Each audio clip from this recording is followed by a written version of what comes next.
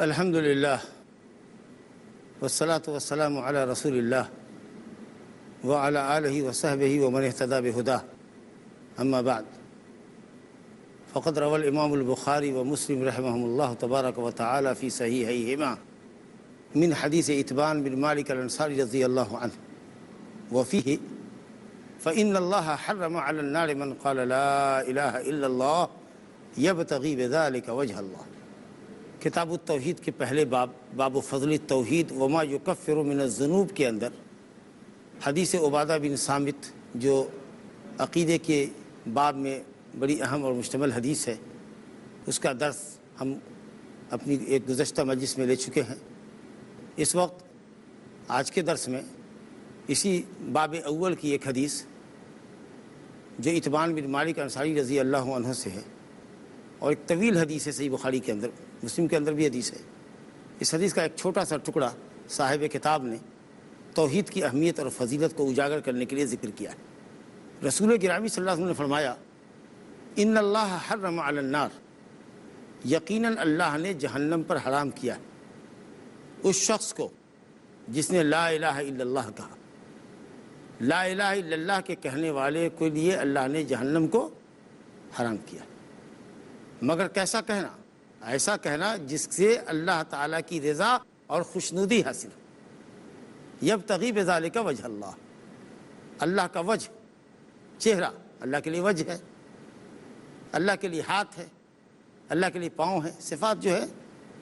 صحیح حدیثوں کے اندر اور آیت قرآنیہ کے اندر جو صفات اللہ نے اپنی بیان کی ہیں، ان صفات پر ہم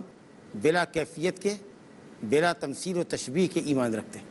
اور اس کی کوئی تعویل نہیں کر سکتے۔ تعویل بھی جائز نہیں ہے ہمارے لیے، حرام ہے، اور نہ ہی ہم صفات کا انکار کر سکتے۔ تو اللہ کے چہرے کے لیے، اللہ کی رضا اور خوشنودی کے لیے، اللہ کی ذات کو خوش کرنے کے لیے ایسا کہنا جس سے اللہ راضی اور خوش ہو۔ یہ حدیث بظاہر یہ بتاتی ہے کہ جس نے لا الہ الا اللہ کہہ دیا اس کے لیے جہنم حرام۔ بعض لوگ حدیث کے ظاہر سے دھوکہ کھاتے ہیں۔ اسی طریقے سے صحیح مسلم میں عبادہ بن صامت رضی اللہ عنہ سے حدیث ہے، نبی صلی اللہ علیہ وسلم نے فرمایا من شہد اللہ الہ الا اللہ وان محمدا عبدہ ورسولہ حرمہ اللہ علی النار، جس نے گواہی دی کہ اللہ کے سوا کوئی معبود نہیں اور محمد صلی اللہ علیہ وسلم اللہ کے بندے اور رسول ہیں، اللہ نے اس بندے کو جہنم پر حرام کیا۔ اسی طریقے سے حضرت ابوذر کی روایت ہے صحیح مسلم میں کہ نبی صلی اللہ علیہ وسلم غزوہ تبوک کے موقع پر آپ نے فرمایا اشہد ان لا الہ الا اللہ وانی رسول اللہ، میں گواہی دیتا ہوں کہ اللہ کے سوا کوئی معبود نہیں اور میں اللہ کا رسول ہوں۔ آپ نے فرمایا کہ اس عقیدے کے ساتھ جو بندہ بھی اللہ سے ملاقات کرے، جو بندہ بھی اس عقیدے کے ساتھ اللہ سے ملاقات کرے، غیر شاکن فیہما، اور اس میں کوئی شک نہ ہو، اس کو ادنا شک نہ ہو، نہ اللہ کی وحدانیت میں اور نہ رسول کی رسالت میں، تو ایسا آدمی جنت سے روکا نہیں جا سکتا۔ یہ تمام حدیثیں بظاہر آپ کو بتا رہی ہیں کہ لا الہ الا اللہ کہہ دینے سے، محمد رسول اللہ پڑھ لینے سے آدمی جنت میں چلا جائے گا۔ حدیث عبادہ کے اندر عقیدے کے چند مسائل ذکر کیے گئے، من شہد اللہ الہ الا اللہ وانہ رسول اللہ آخری، جس نے گواہی دی کہ اللہ کے سوا کوئی معبود نہیں، محمد صلی اللہ علیہ وسلم اللہ کے بندے اور رسول ہیں، الی آخر الحدیث۔ تو فرمایا ادخلہ اللہ الجنت علی ما کان من العمل، جیسا بھی کچھ عمل ہوگا اللہ تعالیٰ اس کو جنت میں داخل کرے گا۔ لیکن دھوکے میں نہیں پڑنا چاہیے۔ حدیثوں کی تفسیر دوسری حدیثوں سے ہوتی، جس طرح قرآن کی ایک آیت دوسری آیت کی تفسیر کرتی ہے، حدیثوں کی بھی بعض حدیثیں تفسیر کرتی ہیں۔ تو شیخ الاسلام ابن تیمیہ رحمہ اللہ فرماتے ہیں کہ یہ حدیثیں جو بظاہر بتاتی ہیں کہ کلمہ پڑھ لینے سے جنتی ہوگا آدمی اور جہنم سے اس کو نجات ملے گی، اس کو ایسے شخص پر محمول کریں جس نے کلمہ پڑھا اور مر گیا، بالکل سچائی کے ساتھ کلمہ پڑھا اور ایک وقت کی نماز بھی اس نے ادا نہیں کی، کبھی ایک دن کے لیے بھی اللہ کے راستے میں جہاد کے لیے نہیں نکلا۔ مثال کے طور پر ابھی ظہر کا وقت نہیں ہوا، کلمہ اس نے پڑھا معنی مطلب سمجھ کر کے دل مطمئن ہے الحمدللہ، پورے یقین کے ساتھ اس نے کہا، لیکن ظہر کا وقت آنے سے پہلے ہی وہ مر گیا، سیدھا جنت کو جائے گا۔ دل کا حال اللہ کو معلوم ہے، لیکن کہا کہ بالکل میرا دل اللہ کی وحدانیت پر، رسول اللہ کی رسالت پر مطمئن ہے اور میں زبان سے اقرار کرتا ہوں، اب عمل کا وقت آئے گا تو دیکھ رہے نماز میں جاؤں گا، لیکن وہ وقت نہیں آیا، الحمدللہ جنتی۔ اللہ کہ دل میں کفر چھپایا ہوا ہو اور زبان سے کلمہ پڑھتا ہو تو ہم لوگ تو زبان کے مطابق فیصلہ کریں گے نا، ظاہر پر فیصلہ کریں گے، اسلام تو ظاہر پہ حکم لگائے گا، دل کا حال تو اللہ کو معلوم، لیکن وہ جنتی ہے اگر دل میں کفر نہیں ہے تو یہ تمام حدیثیں جو بتاتی ہیں کہ لا الہ کا دینے والا جنت میں جائے گا، تو یہ وہ شخص ہے جس نے کلمہ کا اقرار کیا، دل میں اللہ کی وحدانیت رسول کی رسالت کو بیٹھایا اور مر گیا۔ یا پھر دوسرا مفہوم یہ رکھیے کہ جس نے اس کلمے کو کہا اور شرائط کا لحاظ رکھیے، یبتغی بذالک وجہ اللہ، اس طور پر کہا کہ اس سے اللہ کی رضا اور خوشنودی حاصل ہو، کلمے کا اقرار کیا اس طور پر کہ اس میں قطعاً اس کو ذرہ برابر بھی کوئی شک نہیں ہے، نہایت علم یقین اور سچائی کے بنیاد پر کہا، تو آپ سمجھ سکتے ہیں کہ جس کے دل میں اللہ رب العالمین کی وحدانیت پختہ ہو جائے گی، جس کی زبان پر اللہ رب العالمین کی توحید کے کلمات ہوں گے، کیا وہ عملی میدان میں پیچھے ہوگا؟ اس کی روح اللہ کی طرف کھنچ جائے گی، دل میں اللہ کی محبت، اللہ کے ثواب کی رغبت، اللہ کے عذاب کا خوف، ہر معاملے میں اللہ پر توکل بھروسہ انتہا درجہ ہوگی۔ تو حقیقت یہ ہے کہ یبتغی بذالک وجہ اللہ، ایسا کہنا جس سے اللہ راضی اور خوش ہو، نہایت یقین اور سچائی کی بنیاد پر کرنا، شک بالکل نہ ہو، یہ شرطیں اپنی جگہ بہت بوجھل ہیں، بڑی اہم شرطیں ہیں، پہاڑ سے زیادہ وزنی ہیں۔ اگر آپ ان کلمات کے معنی کو سمجھیں اور ان شرائط کو سمجھیں تو یقیناً آپ سمجھیں گے کہ بات اتنی آسان نہیں ہے جتنا لوگ اپنے کو مسلمان ہونا آسان سمجھتے ہیں۔ یہ شہادت گہے الفت میں قدم رکھنا ہے، لوگ آسان سمجھتے ہیں مسلمان ہونا، پوری زندگی اللہ اور اس کے رسول کے سامنے سرنڈر کرنی ہوگی اور اپنے عمل کے ذریعے ثابت کرنا ہوگا، یہ مطلب ہے۔ ورنہ پھر ان حدیثوں کا کیا جواب ہوگا جس کے اندر متواتر حدیثیں آئی ہیں، یخرج من النار من قال لا الہ الا اللہ وفی قلبہ وزن شعیر من خیر، وزن ذرۃ من خیر، وزن خردل من خیر، وہ شخص جہنم سے نکالا جائے گا جس نے لا الہ الا اللہ کہا ہوگا لیکن اس کے دل میں ایمان یعنی عمل رائی کے دانے کے برابر، جو کے دانے کے برابر، ریت میں جو چمکتے ہیں ذرات سفید اس کے برابر ہوگا، جہنم سے نکالا جائے گا۔ بہت سی حدیثیں ہیں لا الہ الا اللہ کہنے والوں کو ان کی بدعملیوں کی بعد سزا میں جہنم میں ڈالا جائے گا، پھر نکالا جائے گا۔ متواتر حدیثیں آئی ہیں کہ اللہ رب العالمین نے جہنم پر حرام کیا ہے کہ ان تأکل اثر السجود من بنی آدم، آدم کے بیٹے کے ان مقامات کو کھائے جو سجدے کے مقامات ہیں، سجدے کے اعضاء ہیں، سجدے کے اعضاء کو، جہاں سجدے کا جہاں اثر ہے، نشان ہے، پیشانی پر، ناک پر، گٹے میں، ہاتھ وغیرہ میں، جہاں بھی نشان ہے سجدے کا، جہنم اس کو نہیں کھائے گی، وہ دوسرے فل باڈی کو کھائے گی لیکن جہاں سجدے کے نشانات ہیں اس کو جہنم نہیں کھائے گی۔ ان تمام روایتوں کا کیا مطلب ہوگا؟ گنہگار تو جہنم میں جاڑے۔ تو اب صاف مطلب یہ ہوا کہ اگر کوئی شخص چاہتا ہے کہ اللہ کی جنت میں جائے اور اس کو جہنم چھوئے بھی نہیں، کوئی شخص اگر یہ چاہتا ہے کہ اللہ کی جہنم اس پر ہمیشہ کے لیے حرام ہو، تو ضروری ہے کہ اللہ کی توحید کو علماً و عملاً پختہ کرے، عقیدہ اس کا صحیح ہو، دل اللہ کی وحدانیت پر، رسول کی رسالت پر، دوسرے ارکان ایمان پر مطمئن ہو، زبان سے اقرار کرے اور عمل کے ذریعے اللہ کی وحدانیت کو پختہ کرے، ثابت کرے، محمد صلی اللہ علیہ وسلم کی شریعت کے مطابق عمل کرے، ایمان کے تقاضے پورے کرے۔ اور اسی طریقہ سے شرک اکبر جو بندگی کا اللہ کے علاوہ کے لیے پھیرنا ہے، اور شرک اصغر جو شرک اکبر کا وسیلہ ہو، آدمی کسی میں غلو کرے، ایسا غلو جو اس کو بعد میں شرک اکبر کی سرحد میں داخل کر دے، شرک اکبر کے وسیلے کو شرک اصغر کہتے ہیں۔ ریاکاری، نام نمود، کسی کی تعریف میں غلو، کل چل کر کے آدمی اسی کی پرستش کرنے لگے گا، تو شرک اکبر سے بچا ہو، شرک اصغر سے بچا ہو، کبائر گناہوں سے بچا ہو۔ اگر کوئی کبیرہ اس سے سرزد ہو گیا تو اس نے اللہ سے معافی مانگ لی ہو، یقیناً ایسا آدمی وہ ہے جس کے اوپر اللہ کی دوزخ ہمیشہ کے لیے حرام۔ لیکن کسی نے کلمہ کہا اور شرک اکبر نہیں ہے اس کی زندگی میں، شرک اصغر ہے، ریاکاری ہے، نام و نمود ہے، دوسروں کے پاس اپنی تعریف اور منقبت چاہتا ہے، غیر اللہ کی قسم کھاتا ہے، دھاگے وغیرہ باندھتا ہے، اس کو ذریعہ شفا سمجھتا ہے، اس طرح کا چھوٹا شرک ہے، اور پھر اس کے بعد مسلسل بڑے گناہ نہیں کرتا تو یقیناً شرک اصغر بھی اس کی زندگی میں، لیکن شرک اکبر نہیں ہے۔ توحید ہے اور توحید کے منافی شرک اکبر تو نہیں ہے، لیکن توحید کو ڈیمیج کرنے والا شرک اصغر موجود ہے، لیکن گناہوں کی کثرت بھی نہیں ہے۔ تو الحمدللہ توحید کی فضیلت اور شرک اکبر سے بچنے کے سبب انشاءاللہ شرک اصغر کے جو گناہ ہوں گے وہ بھی معاف ہو جائیں گے، اور وہ آدمی پہلے جنت پہ انشاءاللہ جائے گا۔ لیکن ایک شخص چلو کلمہ کہتا ہے، شرک اکبر سے بھی بچتا ہے، لیکن اس کی زندگی میں موقع بموقع کئی طرح کے شرک اصغر، کئی طرح کا شرک اصغر، اور ساتھ ساتھ اس کے پاس گناہوں کا انبار ہے، شراب پیتا ہے، عیاشی کرتا ہے، کچھ اور گناہ کرتا ہے، کچھ اور گناہ کرتا ہے،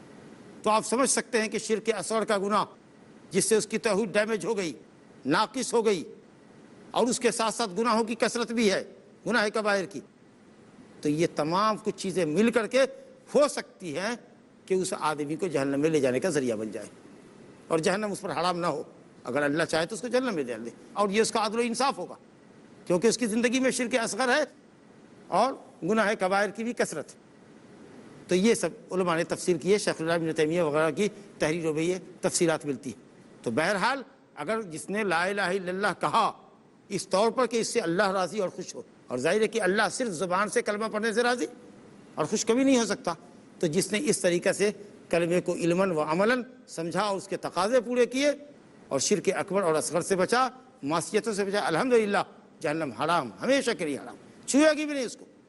پرسرات سے ایسے نکلے گا جیسے کوئی بجلی چلتی ہے، جیسے کوئی تیز آندھی چلتی ہے، جیسے کوئی تیز گھوڑا چلتا ہے، الحمدللہ۔ لیکن جیسا کہ میں نے تفسیر آپ کو بتائی، اگر شرک اکبر لے کر مڑا ہے ادھر ہمیشہ جہنم میں رہے، کبھی بھی جہنم سے نہیں نکلے گا، اگر بغیر توبہ کے، سچی توبہ کے بغیر بڑھا ہے تو۔ لیکن شرک اصغر ہے اور دوسرے گناہ ہیں تو اس کی تفسیرات آپ نے سنی، انشاءاللہ بریک کے بعد پھر سلسلہ کرام جاری رہے گا۔ السلام علیکم ورحمۃ اللہ وبرکاتہ۔ انتظار کا شکریہ۔ ہم اتبان بن مالک انصاری رضی اللہ عنہ کی حدیث کا سبق لے رہے ہیں کہ رسول اللہ صلی اللہ علیہ وسلم نے فرمایا جس نے لا الہ الا اللہ کہا اس پر اللہ نے جہنم حرام کر دی، مگر شرط یہ ہے کہ اس طور پر کہنا ایسا ہو کہ جس سے اللہ راضی اور خوش ہوتا۔ وہ میں نے عرض کیا کہ صرف زبانی جمع خرچ سے کام نہیں چلے گا، یبتغی بذالک وجہ اللہ، اللہ کی رضا اور خوشنودی ہونی چاہیے۔ صرف زبان سے کہنے سے اللہ راضی اور خوش نہیں ہوا جب تک کہ دل کی تائید زبان سے نہ ہو اور دل اور زبان کی تائید عمل سے نہ ہو۔ چنانچہ اس سلسلے میں حدیثیں بھی آئی ہیں کہ جنت کے داخلے کے لیے ایمان کے ساتھ ساتھ عمل بھی ضروری ہے۔ صحیح میں حضرت ابو ایوب انصاری رضی اللہ عنہ کی حدیث ہے، ایک شخص آیا اور اس نے کہا یا رسول اللہ کوئی ایسا عمل بتائیے، دلنی علی عمل اذا عملتہ دخلت الجنہ، ایسا عمل بتائیے کہ اگر میں اس عمل کو انجام دوں تو میں جنت میں جاؤں۔ تو آپ نے شہادتین کا ذکر فرمایا کہ اللہ کی وحدانیت اور محمد صلی اللہ علیہ وسلم کی عبدیت اور رسالت کی گواہی دو، اور نماز قائم کرو، زکوٰۃ دو، اور صلہ رحمی کرو۔ گویا کہ جب تک یہ ضروری اعمال نہ ہوں ایمان والوں کے لیے تو صرف عقیدے، صرف تصدیق اور صرف زبانی اقرار سے جنت نہیں مل سکتی ہے، جب تک کہ اس کی زندگی میں نماز نہ ہو، روزہ نہ ہو، حج نہ ہو، زکوٰۃ نہ ہو، صلہ رحمی نہ ہو، دوسرے واجبات اور فرائض نہ ہو، اور اس کے مقابلے میں گناہوں سے وہ بچنے والا نہ ہو۔ لیکن اگر گناہوں سے نہیں بچا ہے مگر شرک سے بچا ہے تو یہ بات تو بالکل ضروری ہے کہ وہ ایک نہ ایک دن انجام کے اعتبار سے جنت میں جائے گا، کیونکہ اس نے شرک نہیں کیا ہے، شرک اکبر نہیں کیا ہے۔ لیکن جہنم حرام ہو جائے اس کے اوپر، اس کے لیے ضروری ہے کہ وہ توحید کے تقاضوں کو پورا کرے اور شرک سے بچے، بدعات سے بچے، معصیتوں سے بچے۔ ورنہ اگر شرک کے علاوہ دوسرے گناہ کر کے مرے گا تو اللہ کی مشیت میں چاہے تو اس کو پکڑے، چاہے تو معاف کر دے۔ یہ بالکل اہل سنت والجماعت کا عقیدہ اور نظریہ ہے۔ حضرت حسن بصری رحمۃ اللہ علیہ سے کسی نے کہا کہ لوگ کہتے ہیں کہ لا الہ الا اللہ کہنے والا جنت میں جائے گا۔ کہا بالکل صحیح کہتے ہیں، لیکن ہم جو کہتے ہیں اس کو ذرا سنو۔ من قال لا الہ الا اللہ فأدى حقها وفرضها دخل الجنہ، جس نے لا الہ الا اللہ کہا اور اس کا فرض ادا کیا، اس کا حق ادا کیا۔ لا الہ الا اللہ کیا تم سے چاہتا ہے، اس کا تقاضا کیا ہے، اس کے حقوق کیا ہیں، جب تک ان حقوق کو ادا نہیں کرو گے اس وقت تک جنت میں کیسے داخل ہو سکتے؟ زبردست بات کی۔ اور وہب ابن منبہ کا قول امام بخاری رحمۃ اللہ علیہ نے تعلیقاً ذکر کیا سند حذف کر کے کہ ان سے کسی نے کہا کہ لا الہ الا اللہ مفتاح الجنہ، کیا جنت کی کنجی نہیں ہے لا الہ الا اللہ؟ تو کہا بلا، جنت کی کنجی ہے، لیکن ما من مفتاح الا ولہ اسنان، نہیں ہے کوئی چابی مگر اس میں گھاٹ بنے ہوتے، دندانے، دانت بنے ہوتے۔ فَإِن جِئْتَ بِمِفْتَاحٍ لَهُ أَسْنَانٌ فَتَحَ لَكَ وَإِلَّا لَمْ يَفْتَحْ، اگر ایسی چابی لے کر آؤ گے جس میں گھاٹ بنے ہیں، دندانے بنے ہیں، دانت بنا ہوا ہے تو تالا کھل جائے گا، نہیں تو نہیں کھلے گا۔ سپاٹ چابی سے کوئی تالا نہیں کھلتا، اس میں گھاٹ ہونا چاہیے، اور وہ گھاٹ اعمال ہیں۔ تو لا الہ الا اللہ کے تقاضے ان کو پورا کرنا ہوگا، تب جا کر کے جہنم سے آپ کو نجات ملے گی۔ یہ اتبان بن مالک انصاری رضی اللہ عنہ کی حدیث کا مختصر مضمون اور مفہوم ہے جو آپ کے سامنے رکھا گیا۔ اسی باب میں دو حدیثیں اور بھی ہمارے سامنے ہیں، اور وہ حدیث ہے ابو سعید خدری رضی اللہ عنہ کی، توحید کی فضیلت میں بات آ رہی ہے۔ توحید کی فضیلت میں، اور توحید گناہوں کا کفارہ ہے، اس کی فضیلت میں حضرت ابو سعید خدری رضی اللہ عنہ کی حدیث جو ابن حبان اور حاکم کے حوالے سے صاحب کتاب نے ذکر کی ہے، وہ حدیث یہ ہے کہ ابو سعید خدری رسول اللہ صلی اللہ علیہ وسلم سے روایت کرتے ہیں کہ حضرت موسیٰ علیہ السلام نے اللہ تعالیٰ سے فرمایا، قال موسیٰ یا رب علمنی شیئا اذکرک وادعوک بہ، قال یا موسیٰ قل لا الہ الا اللہ، قال جمیع عبادک یقولون ھذا، قال یا موسیٰ لو ان السماوات السبع وآمرهن غیری والارضین السبع فی کفۃ ولا الہ الا اللہ فی کفۃ مالت بہن لا الہ الا اللہ۔ یہ حدیث ابن حبان کی اور حاکم کی، حاکم نے اس کو صحیح کہا ہے، اور علامہ ذہبی نے بھی ان کی تائید کی ہے۔ علامہ حافظ ابن حجر رحمۃ اللہ علیہ نے بھی بخاری شریف کی شرح فتح الباری کے اندر اس حدیث کی صحت کی طرف اشارہ کیا، صحیح کہا ہے، لیکن دوسرے علماء نے حدیث کی سند میں کلام کیا۔ یہ کتاب التوحید کی پہلی حدیث ہے جس پر اہل علم نے کلام کیا کہ حدیث صحیح ہے کہ نہیں۔ زیادہ صحیح بات اہل علم کی تحقیق میں یہ ہے کہ کعب احبار جو یہود کے بڑے عالم تھے اور وہ بعد میں مسلمان ہوئے، انہوں نے یہ بات نقل کی ہے، یہ ابو سعید خدری کی حدیث نہیں ہے جو انہوں نے نبی صلی اللہ علیہ وسلم کے حوالے سے کی ہے، یہ روایت میں راوی کو وہم ہوا ہے۔ یہ کعب احبار یہود کے بڑے عالم تھے، انہوں نے توریت کے حوالے سے گفتگو کی ہوگی کہ حضرت موسیٰ نے رب العالمین سے سوال کیا۔ ویسے جو اس میں جو مضمون ہے لا الہ کی فضیلت کے تعلق سے، اس مضمون کی تائید مسند احمد میں ایک صحیح روایت سے ہوتی ہے جو حضرت عمرو بن عاص رضی اللہ عنہ سے مروی ہے۔ حدیث کا مفہوم سمجھیے، اس کے بعد بات آپ کے سامنے واضح ہو جائے گی۔ حضرت موسیٰ علیہ السلام نے یہ کہا کہ اے اللہ، کوئی ایسا کلمہ ہم کو سکھا دے، کوئی ایسا وظیفہ ہم کو سکھا دے جو وظیفہ ہم پڑھیں جس کے ذریعے آپ کو یاد کریں، ورد کریں، اور اس کلمہ کو دعا کی قبولیت کے لیے وسیلہ اور ذریعہ تقرب بنائیں۔ بہت اچھا سوال ہے کہ ایک ایسا کلمہ سکھا جس کے ذریعے میں تجھ کو یاد کروں اور اس کلمے کے ذریعے تجھ کو پکاروں، اس کلمے کو وسیلہ بناؤں جس کلمے سے تو راضی اور خوش ہو تاکہ تو ہماری دعائیں کو سنے، قبول کرے۔ تو اللہ نے کہا اے موسیٰ کہہ لا الہ الا اللہ۔ تو کہا یا اللہ، تو تیرے تمام بندے کہتے ہیں، جو بھی ہمارا کلمہ پڑھتا ہے سب لا الہ الا اللہ کہتا ہے۔ گویا کہ حضرت موسیٰ علیہ السلام اسپیشلی اپنے لیے کوئی اسپیشل کلمہ چاہتے تھے جو دوسروں کو نہیں معلوم ہو، صرف اسپیشلی ہم کو معلوم۔ یہ انسان کی فطرت ہے، انسان چاہتا ہے کہ اپنے مقابلے میں کوئی خاص نعمت اس کو حاصل ہو، انسان کی فطرت ہے، تاکہ وہ سب میں برتر بنا جائے۔ اسی نظریے سے انسانی فطرت کے تقاضے میں حضرت موسیٰ علیہ السلام نے سوال کیا۔ لیکن یہ بھی اللہ کی حکمت اور بہت بڑی نعمت ہے کہ جو چیز انسان کے لیے جتنی زیادہ ضروری ہوتی ہے اس کی اللہ تعالیٰ اتنی ہی بہتات کرتا ہے۔ چاول، گیہوں، نمک، آٹے کی بہتات دیکھو کتنی، کیونکہ ہر انسان کو اس کی ضرورت ہے۔ لیکن ہیرے جواہرات، سونے چاندی کی قلت ہے۔ ہیرے جواہرات، لولو، مرجان، یاقوت، زبردست، اس کے بغیر بھی ہمارا کام چلے گا۔ کتنے لوگ ہیں جن کو ہے ہی نہیں۔ تو چونکہ لا الہ الا اللہ کی ضرورت تمام انسانوں کے بلکہ تمام عالم کو ہے،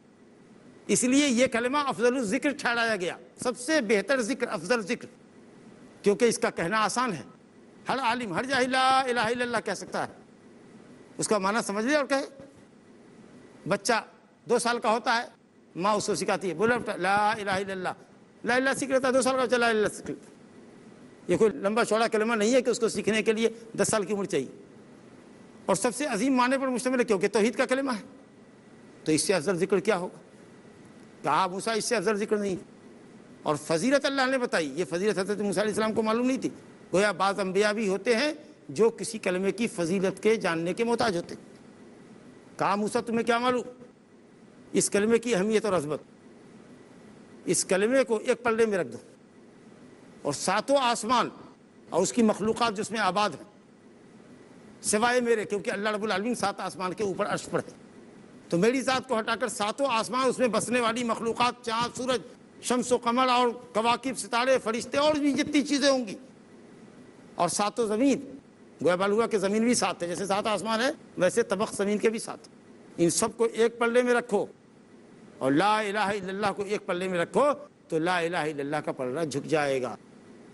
بھاری ہوگا، کیونکہ جو پلہ بھاری ہوتا ہے وہ جھک جاتا ہے، جو پلہ ہلکا ہوتا ہے وہ اٹھ جاتا ہے۔ یہ لا الہ الا اللہ کی عظمت کی حدیث تھی جو آپ کے سامنے رکھی تھی۔ اسی مضمون کی حدیث جو مسند احمد میں ہے حضرت عبداللہ بن عمرو بن عاص سے، جس کی سند صحیح ہے کہ حضرت نوح علیہ السلام نے اپنے بیٹے کو موت کے وقت کہا تھا، اس کی موت کے وقت کہا تھا کہ بیٹا لا الہ الا اللہ کہو، اور یہی جملہ تھا کہ لا الہ الا اللہ ایک پلے میں ہو اور ساتوں آسمان اور زمین ہے اس کی مخلوقات ایک پلے میں ہو تو لا الہ الا اللہ کا پلہ جھک جائے گا، اور اگر پوری کائنات حلقہ مبہمہ ہو، بند گھیرا ہو، بند کوئی گھیرا ہو تو لا الہ الا اللہ اس کو چھید کر کے، اس کو توڑ کر کے، پھاڑ کر کے نکل جائے گا، اتنا پاورفل، کیونکہ یہ لا الہ الا اللہ ملت کی اساس ہے، دین کی بنیاد ہے۔ عقیدے کی درستگی ہونی چاہیے، عقیدے کی درستگی، جتنی زبردست یہ حدیث ہے اسی سے ملتی جلتی ایک حدیث مسند احمد میں حضرت عبداللہ بن عمرو بن عاص رضی اللہ عنہ سے مروی ہے، اور وہ حدیث آپ کے سامنے حدیث بطاقہ کے نام سے پیش کی جا رہی ہے۔ اس حدیث کو حدیث بطاقہ کہتے ہیں۔ مضمون اور مفہوم یہ ہے کہ ایک شخص، میری امت کا، نبی صلی اللہ علیہ وسلم نے فرمایا، حدیث صحیح ہے، میری امت کا ایک شخص قیامت کے دن بلایا جائے گا، تمام مخلوق کی موجودگی میں، اولین و آخرین ہوں گے، اتنا بڑا مجمع ہوگا قیامت کا، اور اس میں ایک شخص کو پکارا جائے گا، اے فلاں، وہ حاضر ہوگا، حاضر کیا جائے گا، اور اس کے گناہوں کے 99 دفتر اس کے سامنے رکھ دیے جائیں گے، 99 دفتر، رجسٹر، اور ہر رجسٹر ایسا ہوگا جو انسان کی نگاہ جہاں تک کام کرتی ہے اتنا موٹا، اتنا لمبا، آپ غور کرو، گناہوں سے اس کے 99 دفتر بھرے ہوں گے۔ رب العالمین پوچھے گا کہ کیا تو ان دفتروں میں جو تمہارے اعمال سیئہ گناہ لکھے ہوئے ہیں کسی چیز کا انکار کرتا ہے؟ وہ کہے گا نہیں یا رب، لا یا رب، نہیں، بالکل نہیں۔ تو کوئی عذر پیش کر سکتا ہے کیوں گناہ کیا تھا، یا کوئی نیکی ہے تو اس کو سامنے لا سکتا؟ کہا نہیں، کوئی عذر نہیں پیش کر سکتا، میرے پاس کوئی نیکی بھی نہیں ہے۔ گھبرایا ہوا ہوگا، ڈرا ہوا ہوگا۔ اللہ کہے گا بلا ان لک عندنا حسنہ، ہاں تیری ایک نیکی ہے ہمارے پاس، اور آج تم پر ظلم نہیں کیا جائے گا، ہم نے میزان رکھا ہوا ہے ترازو جس کے 2 پلڑے ہیں، ایک پلڑے میں تمہاری یہ دفتر تولوں گا، ایک پلڑے میں تمہاری نیکی تولوں گا۔ ایک چھوٹا سا پرزہ نکالا جائے گا جس میں لا الہ الا اللہ محمد رسول اللہ لکھا ہو۔ وہ آدمی حیران ہو کے کہے گا یا رب وما هذه البطاقہ عند هذه السجلات، ان 99 دفتروں کے مقابلے میں اس چٹ کی کیا حقیقت ہے؟ اللہ کہے گا آج تم پر ظلم نہیں ہوگا، دیکھو، اور ایک پلڑے میں وہ چٹ، چھوٹا سا پرزے کو چٹ کہتے ہیں، اور دوسرے پلڑے میں 99 دفتر، اور رب العالمین جب اس کو اٹھائے گا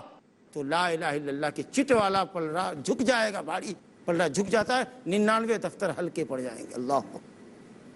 اکبر۔ امام ابن القیم رحمۃ اللہ علیہ فرماتے ہیں کہ اعمال کے اندر بڑھوتری، قوت آتی ہے ایمان، یقین، اخلاص، سچائی کی بنیاد۔ انشاءاللہ کلام جاری ہے ہمارا، نئی مجلس میں ہم اس حدیث کو مکمل کریں گے، اور اس باب میں ایک اور چھوٹی حدیث ہے اس کو بھی آپ کے سامنے رکھیں گے انشاءاللہ۔ السلام علیکم ورحمۃ اللہ وبرکاتہ۔ اللہ اللہ یا ربی یا اللہ، اللہ یا ربی یا اللہ۔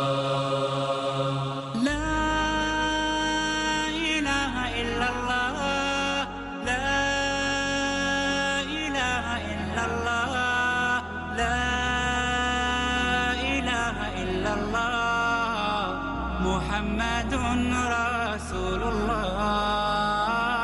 محمد رسول اللہ، أرجو رضاك يا الله، أنت الرحيم يا الله، هبني عطاك يا الله، أنت الكريم